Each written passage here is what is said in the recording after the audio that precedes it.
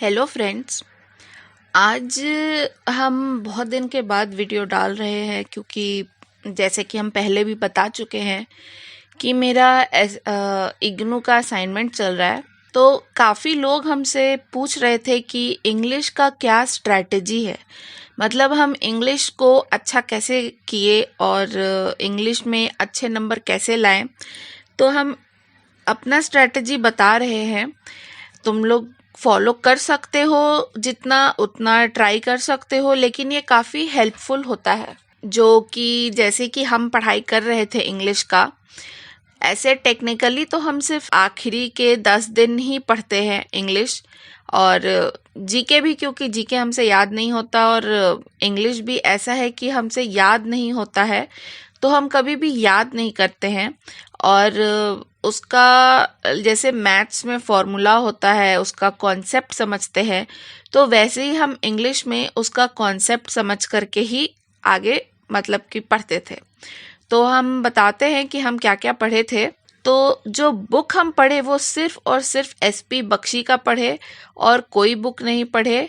हाँ, एक किरण का जो इंग्लिश आता है टीयर 2 वाला, वो इंग्लिश का हम ज़रूर बनाए थे, लेकिन बहुत नहीं, हमको लगता है कि 1-2 पेज ही बनाए होंगे, उसमें काफ़ी मिस्टेक्स था, तो हम किरण नहीं बनाए और सिर्फ एसपी बख्शी का बुक पढ़े। और बुक में भी सिर्फ जो रूल्स होते हैं उसको अच्छे से समझने का कोशिश किए कि ये जो रूल्स हैं वो एक्चुअली में कैसे वर्क करते हैं, और फिर उस रूल्स का काफ़ी एग्जाम्पल्स देखे, चेक किए और समझे कि ये प्रॉपर रूल जो है वो किस कॉन्सेप्ट के साथ यूज़ किया जा सकता है।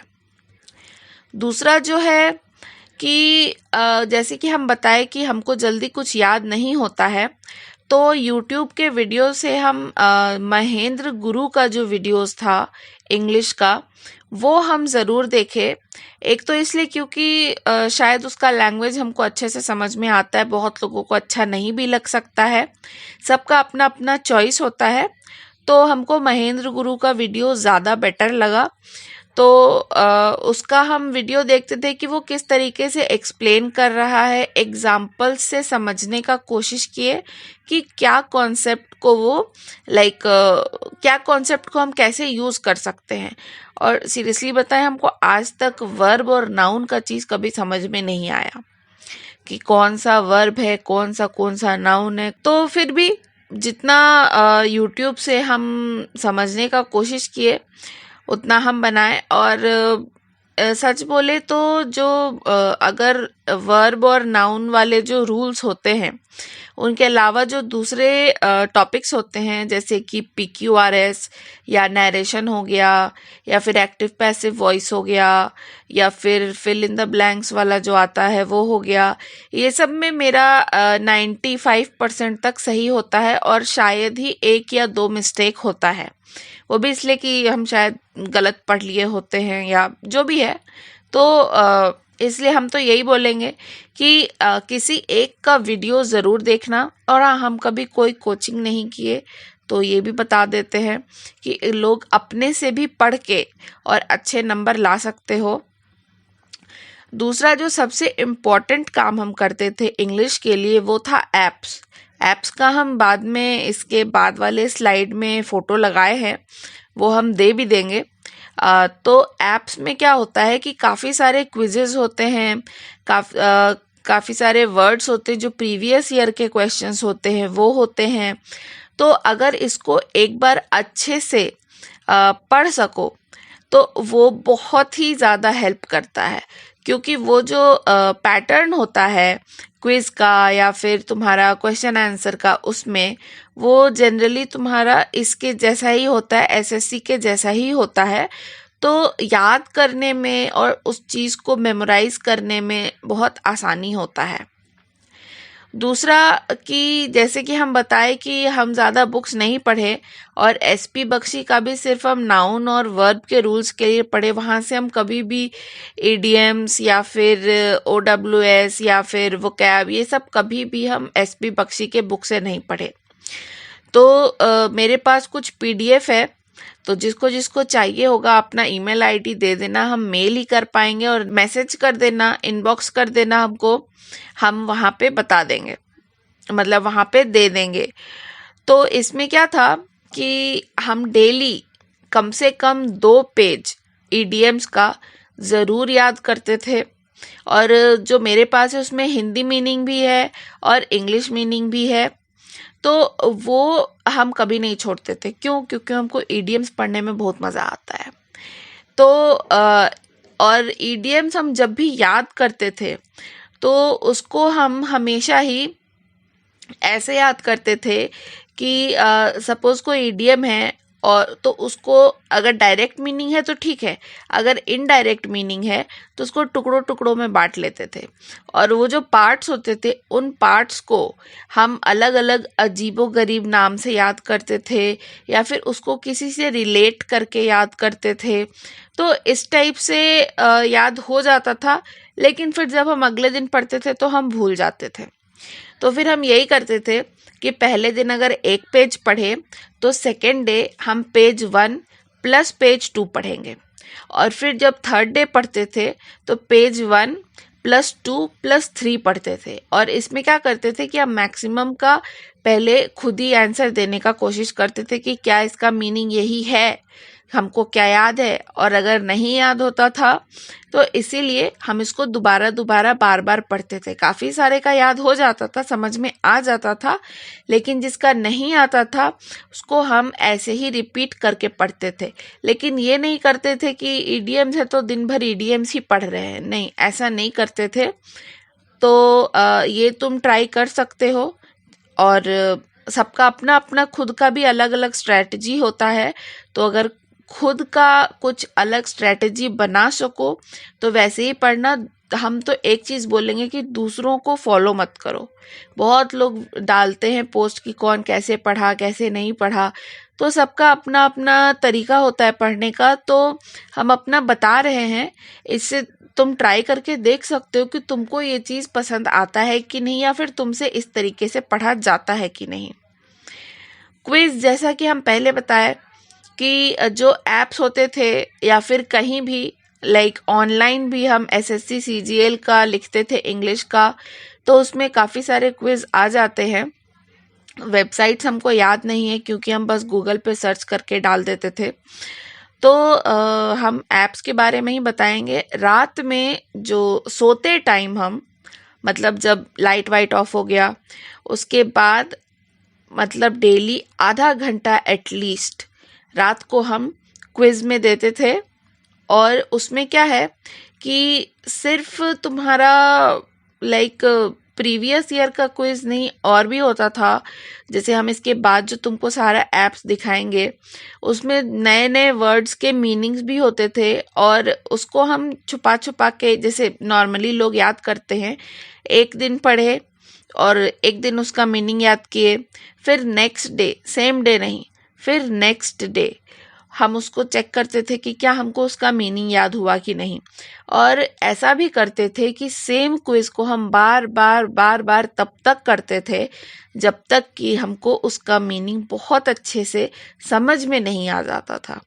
और इसके भी मीनिंग्स को, लाइक जब क्विज़ में भी मेरा कुछ गलत होता था या फिर कोई वर्ड नया है तो उसको हम हमेशा पार्ट पार्ट में करके ही उसको याद करते थे। कभी भी हम एज अ बड़ा वर्ड नहीं याद किए। और जहाँ तक स्पेलिंग्स का या इस चीज़ का है तो हम एक बहुत ही इजी एग्जांपल देंगे जो हम बचपन से करते आ रहे हैं। एक वर्ड है एंटरप्रेनर, तो इसका जो स्पेलिंग है वो एंटरप्रेनर जैसा तो नहीं ही है, तो हम उसको कैसे याद करते हैं? अब हंस सकते हो, एंटरप्रेन्योरेस हम ऐसे याद करते हैं।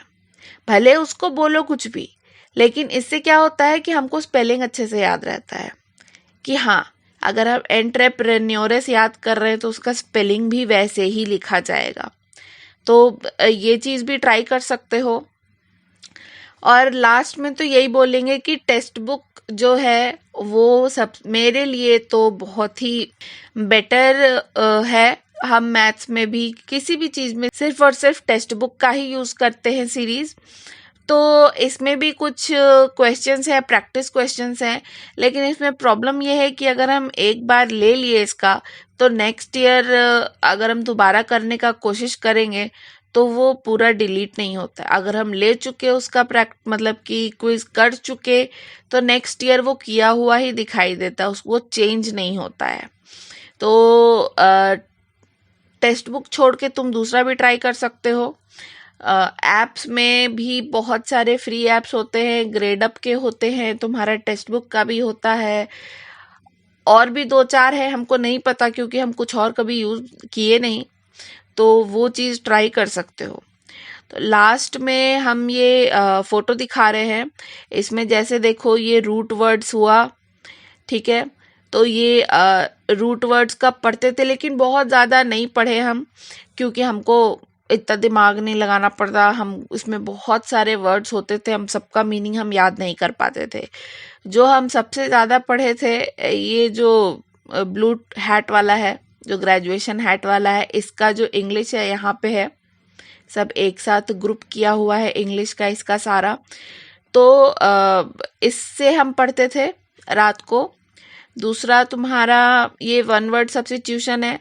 कोशिश हम यही करते थे कि हर टॉपिक से एटलीस्ट 3 से 4 क्विज हम रात में कर ले। मतलब अगर 5 टॉपिक है तो 5 टॉपिक से 3 या 4 क्विज हम कर ले। फिर ईडियम्स एंड फ्रेजेस इसमें भी है, यहाँ से भी हम क्विज ही करते थे, पढ़ते थे वो पीडीएफ से और क्विज करते थे यहाँ से। फिर ये वोकेबुलरी बिल्डर है, ये सबसे अच्छा ऐप लगा था हमको। उसके बाद जो बाकी के हैं इस पे हम इतना ध्यान नहीं देते थे, हम ये 3-4 ही पढ़ते थे, और ये रूट वर्ड्स तो हम नहीं पढ़ते थे। तो अगर किसी को पढ़ना है तो वो पढ़ सकता है, लेकिन हम नहीं पढ़ते थे। और OWS को भी हम ऐसे ही याद करते थे, जो नहीं याद होता था कि सपोज मेरे कोई रिलेटिव है, उनको कुछ उनसे रिलेट कर देते थे। जैसे कि अगर हमको एक्रोफोबिया है, एक्रोफोबिया हाइट्स का जो डर होता है, तो हम याद करते थे कि हाँ हमको एक्रोफोबिया है, हमको क्लॉस्ट्रोफोबिया है। और अगर कोई उसमें OWS में जो सिंगल वर्ड होता है उसमें कोई ऐसा डिफरेंट टाइप का नाम हो, जैसे समझ लो कि स्वान से नाम हो, तो SWAN, तो हम सोचते थे कि अच्छा चलो इसको कैसे किसी से रिलेट करेंगे। तो इसको सपोज मेरी कोई फ्रेंड है, उसके पास स्वान का वो है, तुम्हारा क्या बोलते हैं, पेंटिंग है, या फिर उसका वो कुछ आर्ट एंड क्राफ्ट बनाई हुई है, तो हम उससे उसको याद करते थे कि अच्छा ये बनाई है, तो हम उसको वहाँ पे फिक्स कर देते थे ऐसा। तो कैसे, तो वो हाउसवाइफ है, या फिर वो वाइफ है, या फिर वो वर्किंग वुमेन है, इस टाइप से हम दोनों को कनेक्ट करते थे। अगर तुम लोगों को समझ में आया कि हम क्या बोलना चाह रहे हैं तो हम यही बोलेंगे कि बहुत ज़्यादा तो हम नहीं पढ़ते थे, लेकिन जो बेसिक कॉन्सेप्ट समझने का चीज़ है वो हम ऐसे ही समझते हैं। तो तुम लोग ये चीज़ ट्राई कर सकते हो, क्योंकि बहुत लोग हमसे पूछ रहा था, तो हम सोचे कि एक वीडियो ही बना के डाल देते तो बहुत लोगों को हेल्प मिल जाएगा। अगर तुम लोगों को और भी किसी भी टाइप का हेल्प चाहिए हो इंग्लिश में या रीजनिंग में, तो हमसे ज़रूर पूछना और कमेंट्स में भी ज़रूर बता देना। Thank you. तो दोस्तों आज के लिए इतना ही। आशा करती हूँ कि आपको मेरा ये वीडियो पसंद आया होगा। प्लीज़ सब्सक्राइब एंड कमेंट करना ना भूलें और इंतज़ार करिए मेरे अगले वीडियो का।